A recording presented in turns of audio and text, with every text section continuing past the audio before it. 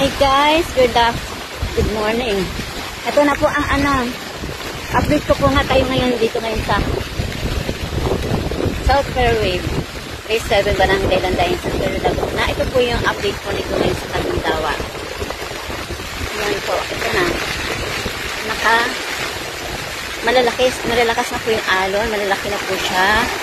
So, na-start pa lang niya ngayon maglaki ng alon. Sobrang ng laki. Andito na siya sa aming kalsada. Yan po, ganyan po lakas.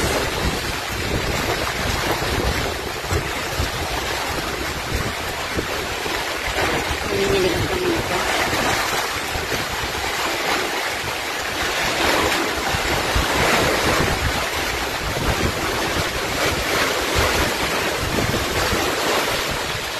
Yan, ang lalaki ng alon. So, kakaumpisa pa lang po yan ngayon, pero malaki at malakas na siya, masyadong alon. Sobrang lakas na po ng alon.